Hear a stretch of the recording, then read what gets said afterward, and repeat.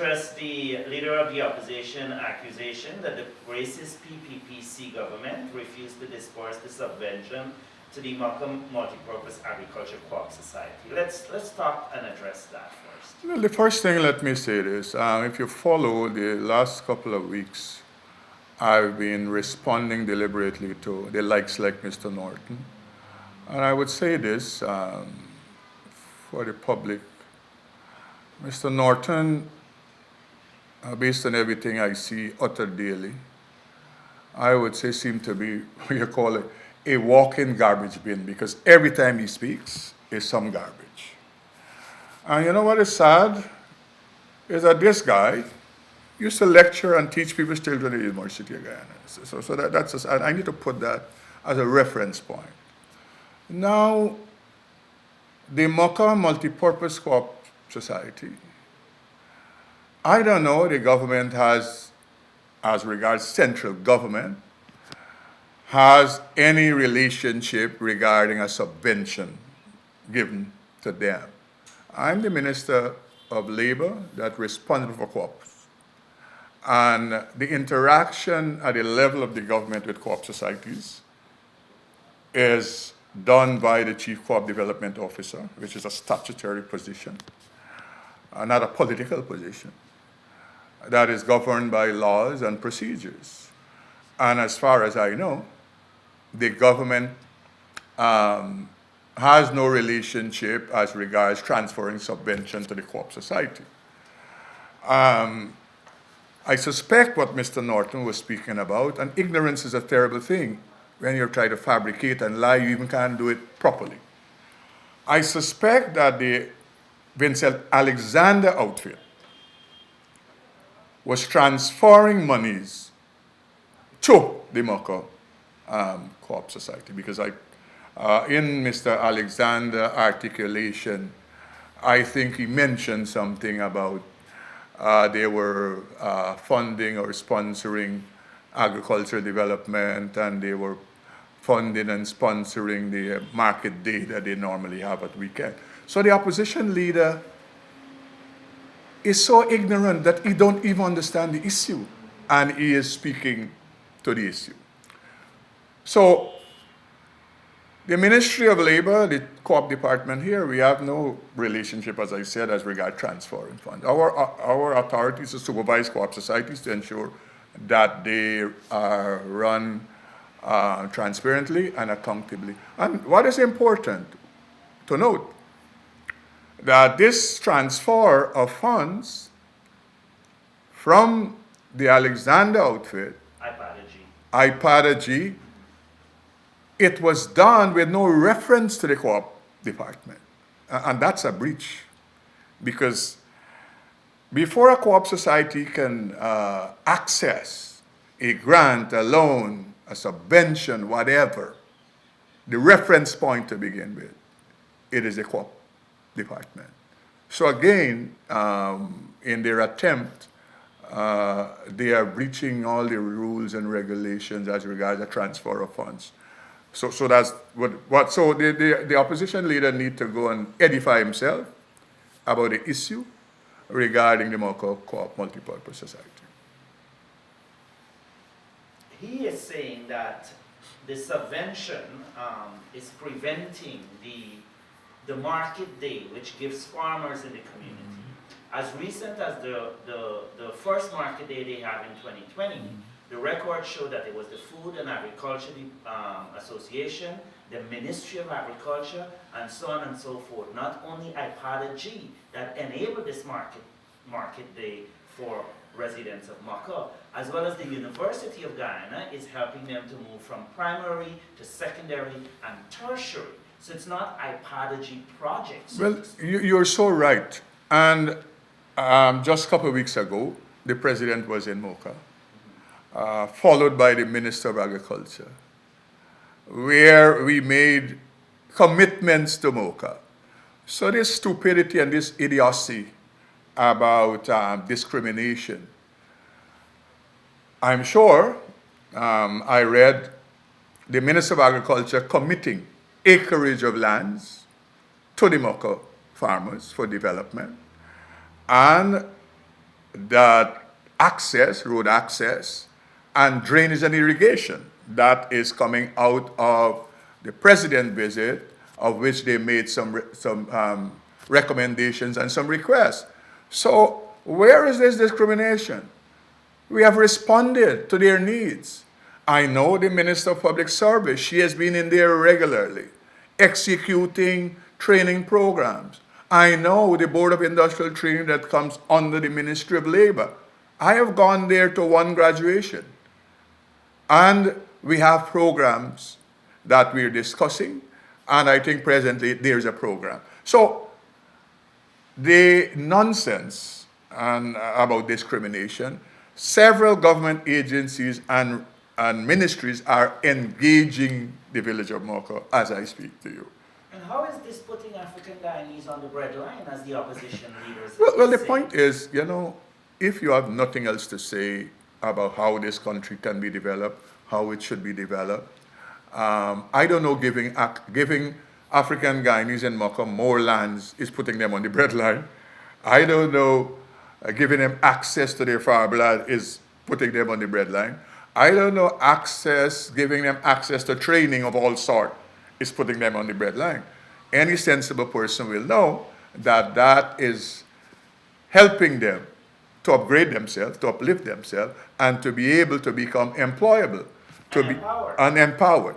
So again, that's why I started out by making the point that the opposition leader, in my view, is what I consider to be a walking garbage bin, because every time he opens his mouth, nothing that is edifying, nothing that speaks to how we will develop this country.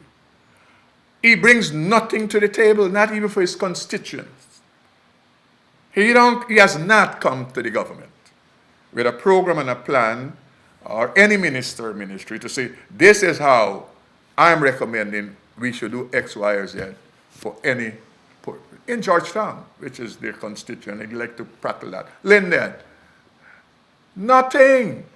So it's a useless waste of time. Right now, I would say the opposition leader is being paid under false pretense, because he is not. And important for people to know we're listening. The opposition leader is a statutory position, and its functions is prescribed. Well, you check, is he contributing anything to nation building? The answer to that question is no. His accusation is that the government is discriminating against supporters or perceived supporters of the AFNU AFC. Oh, I mean, okay, so, the thing is, all of these guys, they chant this, because it sounds good to their own ears. And they bring no evidence to the table, right? Let us examine. Yesterday we started a program where the government will sponsor and subsidize home builders, cement and steel. As I understand it from NCN this morning, looking at the program, one of your counterparts saying over 800 persons have already signed up to access that. From across all regions. And I didn't know that the qualification was ethnic origin. The qualification, as I know, was a Guyanese who is seeking to build a house. So let us look at, and if you go and look at the 800 and odd persons, it would represent all ethnic groups in this country. Housing program beyond that, whether young professional housing, whether low-income housing, whether whatever type of housing, house lots distribution, every region is experiencing it, from region 1 to 10. Which increases the wealth and increase the asset value of every Guyanese. Well, that's the point. So where is this discrimination? So they just chant this because it is one of the tools, they think, that might be and can be useful to rile up Afro-Guyanese. But I would say this, I'm Afro-Guyanese. And I say this and I repeat, these guys don't speak on my behalf, neither my family behalf. and I know they don't speak for tens of thousands, hundreds of thousands of Guyanese who are Afro-Guyanese in this country. So they will continue to do that. The public must go back to that. How she just become, how come this woman who was praying and genuflecting and calling on all the deities to preserve Mr. Granger and to ensure he stays in government, how suddenly she become PPP?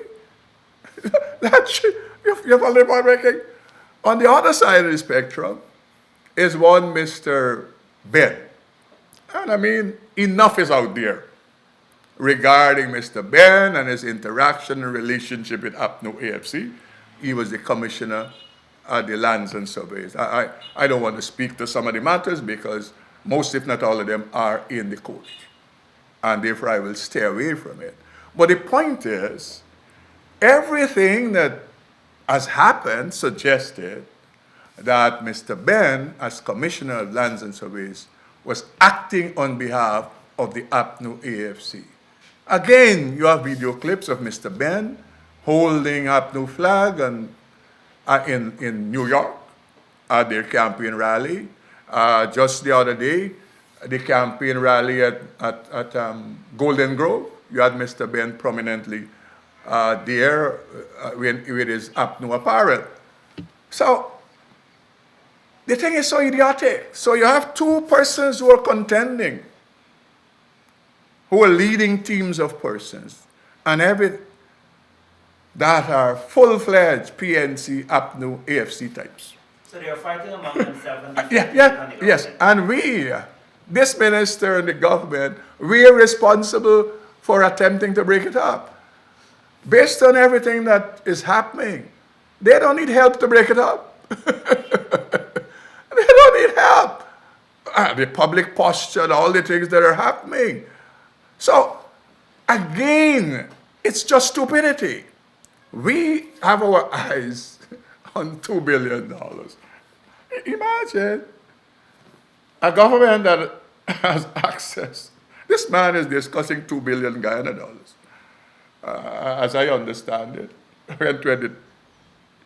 at this moment, just for one sector of the economy, the Treasury has over $1 billion US dollars. You see the idiocy in Indians, the stupidity. What? Why would we want that $2 billion belongs to the ordinary people? My thing is, as minister, and I've said to all credit unions and all co-op societies, if you don't run it transparently and accountable, I will have the Chief Co-op Development Officer utilize our powers to bring an end to the mismanagement. And I have no apologies for nobody, Norton and nobody. So, going back to we're trying to take over, every person, if not most of the persons who are in all the contention and squabbles, you follow their history, their relationship is to PNC and APNU AFC, not to the PPP. Karen Van Slightman certainly is PPP. She is working on our behalf. I don't know. Ben, I suspect, now he is PPP. So they are working on our behalf to create confusion so that we could take over. Because $2 billion.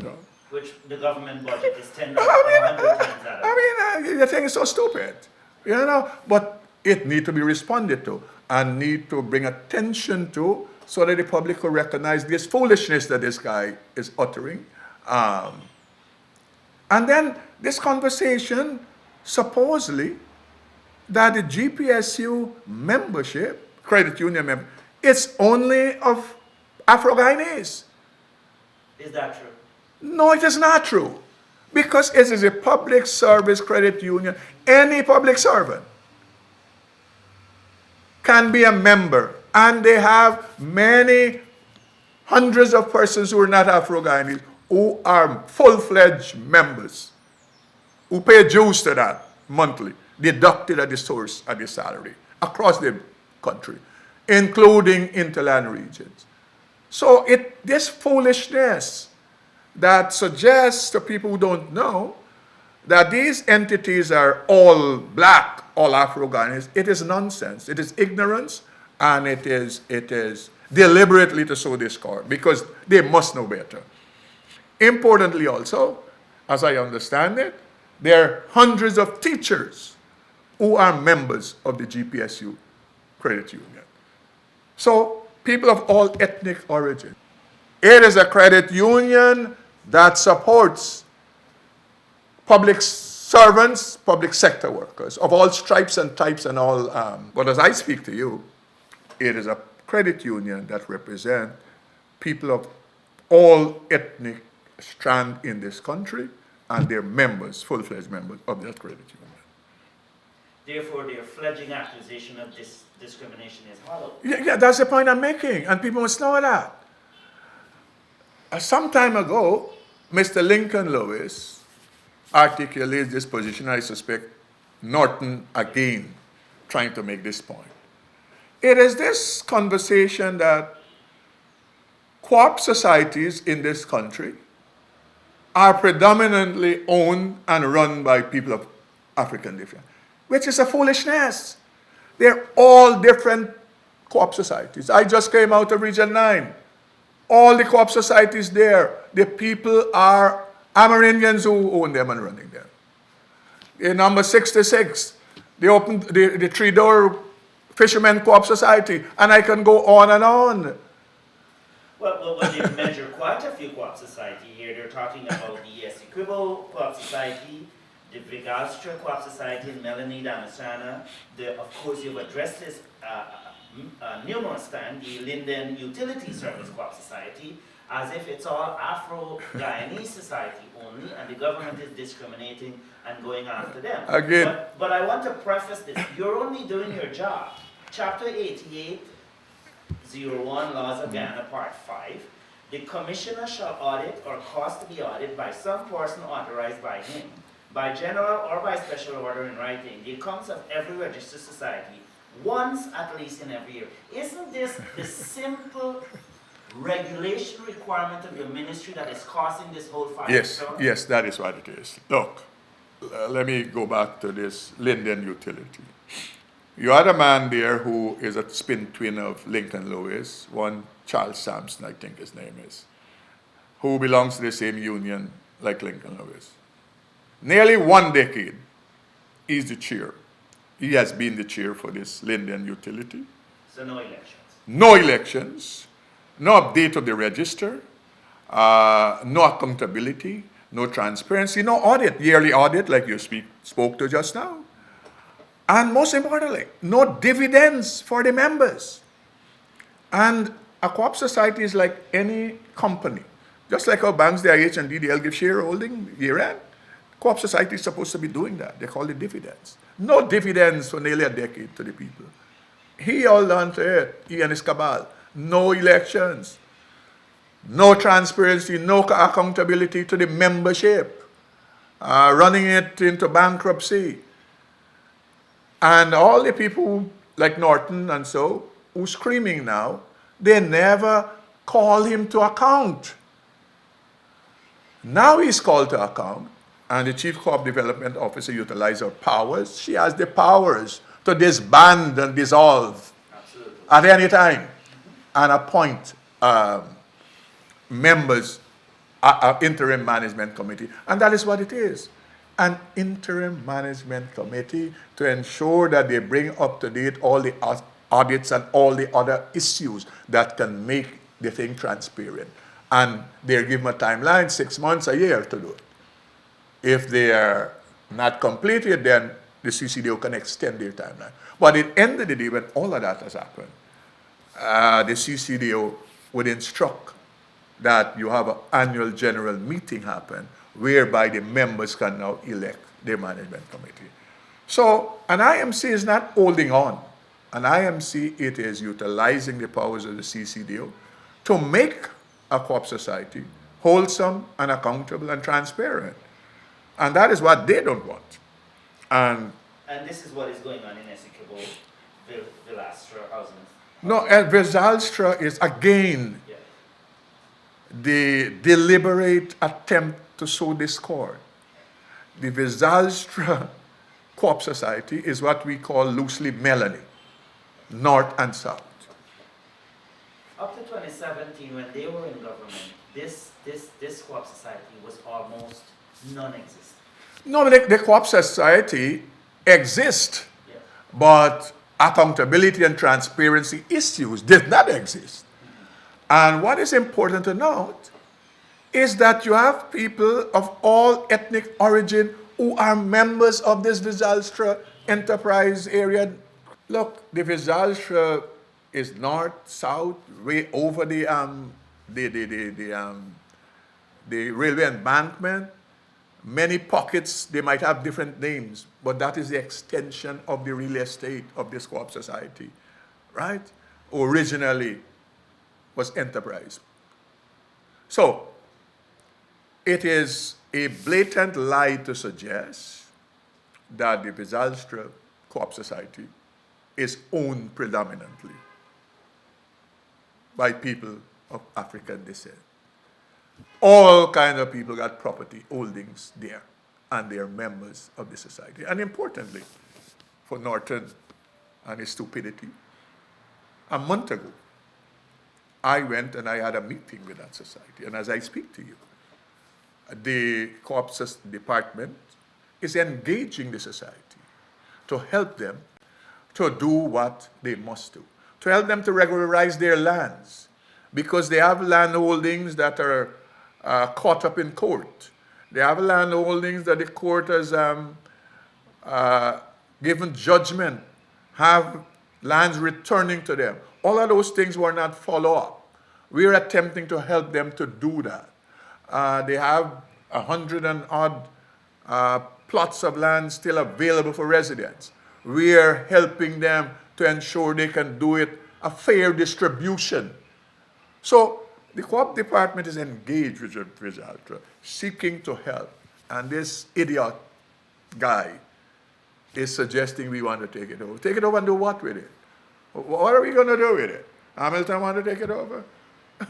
So, go and talk to the members there. And then it might be useful, y'all go and have a conversation with the people there. And let them share their views. Importantly, even though that whole area is a co-op society, when I was up there, the Minister of Local Government also was up there. The Minister of Public Works was up there. And the government has committed to doing road works. And I know local government has set up an enhancement team that they're paying people to clean that place. So we want to take it over, and we are utilizing all this financing to upgrade it and so. And basically the government is not duty bound to do that, because a co-op society land is not government owned. But recognizing they are incapable of doing this infrastructure work, the government has committed to doing it. The Prime Minister and a team of ministers visited there, and that is what created the conditions for all of us intervening. As I speak to you, we have training programs happening there. Electrical installation, IT program, training young people and training persons who are working, and we have some programs in the evening to accommodate persons who are working too. So where is the discrimination again? It don't exist. It is people who are trying to create and stir trouble. But again, these people are wiser than that. They have the evidence. And what's going on with the Essequibo Co-op Society? Again, the Essequibo Co-op Society. I spoke somewhat to that again, responding to Mr. Alexander. Look, let me give people the background again. I have to go back so you understand. The government, via the lands and surveys, owned land, a plot of land, that they leased to the co-op, the regional co-op society. A businessman in Essequibo squatted on the land and took possession of the land. And then under Granger and his cabal, someone engaged and negotiated with the businessman. Who knows whether they had the authority to negotiate? But coming out of that negotiations, what happened? The businessman committed to constructing a building for this Essequibo Regional Co-op Society. And the same people, they have to go back to the lands and surveys to get access to another piece of state land to put this building on. You understand that? You understand? With no transparency, no accountability, this matter is happening. No deed, no No. Nothing of the sort. No one knows if the building that was built is equal the cost of the land that was taken over. So there's no complaint. There is no, you understand me? So that has happened. Now, when I became minister, and I am re-establishing a Ministry of Labor, you know they didn't have one, and no, I determined that in every region we will have a sub-office for the Ministry of Labor. And there was a building. It was built and locked up there. Never used. Never used. It was furnished. And that is where Alexander outfit used money from IPADG and furnished that place. All we're discussing is government money and government property, in my view. It don't belong to none of them. So we wanted a building. I was attempting to negotiate to pay. That is the ministry. To pay to rent the building. The person at the time, I already spoke to that, but I don't want to go, was seeking to have us pay $450,000 for the building a month. When the society, that is the overarching society, they call the National Union of Co-op Societies, the government gave $18 million subvention to them every year. And I said, that will not happen. We are paying $450,000 and we're giving you $18 million subvention. So, long and short of all of that, we have possession of the building. A labor office is there serving the region. IPADG, I don't know how they seem to suggest that they was their property. I don't know how it, you understand me? Everything has to do with the co-op society, and the co-op society is governed and supervised by the Chief Co-op Development Officer, and the co-op department of which is a department of this ministry. So, you know, as they say in law, the co-op department has local standard. IPADG don't have any regarding that property. So I don't know again what Norton is talking about. A building was built, locked up, never used by this phantom group in Essequibo. And I have said, because we determined we would also use part of the building for training. And I have said, we're open to have any group who wants to utilize part of the facility for training. So, and that is still on the table. So there's no discrimination. A building that was built, government funds was utilized in all respect, however it happened, and I just determined that it must be put to use to service the people of Essequibo. I have no apologies for nobody, to give to nobody. So, Minister, in summation, all the Ministry of Labor is doing through the Chief Cooperative Development Officer is to regularize and make operational for the benefit of the citizens in every co-op society, regardless of race, make them have access to training and to the benefits of the co-op society they are all buying into, such as receiving dividends and not paying their money into a black hole. And because you're doing your due diligence and you're doing the work you set out to do in law, the PPP government is discriminating against Afro-Ghanaians, even though the co-op society does not belong to one. And you know what? You ever hear Norton chant about the Rosignol Fishermen Co-op Society? That one is predominantly Indian. You know, we have IMC there. I came and reached one from under Granger government. And we extended it to regularize it. Not just that one, Kanji, predominant Indian. You follow the point I'm making? So, there is no discrimination in regularizing and establishing IMC. I don't look at the ethnic origin of a co-op society. I look at accountability and transparency. And I have no apologies to make. I have said to the Chief Co-op Development Officer, you will act. Because co-op societies and credit union, they were created to help ordinary people. And if they're not doing that under my name, they will not exist. It's simple as that. I have no apologies. In the case of the one going back to Wisma, I ensure we intervene to ensure that the lights don't shut off and put thousands of people in darkness on the Wisma shore. If that had happened, the same government they're attempting to curse would have said, where was the government? Where was the minister? Why didn't act? You understand? The same people. I have no apologies for the Lincoln Lewises and Aubrey Nortons and the Sampsons and them.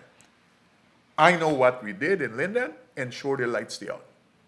Ensure that the ordinary businessman and the single mother, they aren't suffering. And I will continue to do that as minister. I have that responsibility to the people. I don't have a responsibility to these guys. I have a responsibility to the members of these co-op society and the credit unions.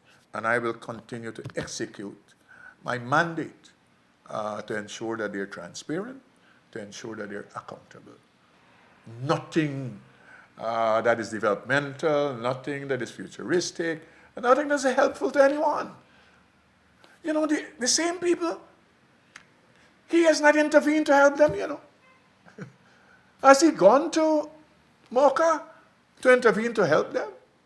Has he come to the government on their behalf, requesting we intervene? No. No. None of these people he has intervened on their behalf. So that he just called a press conference and talk foolishness. And we will continue, I will continue, all my colleagues, we will continue to respond to them. Every time they speak garbage, we will respond to them by bringing the truth to the Guyanese people, even if we have to say the same thing. And you know, as you have said, I have addressed the co-op societies, I have addressed for 2 times the one in Linden. But this guy still comes back with the garbage.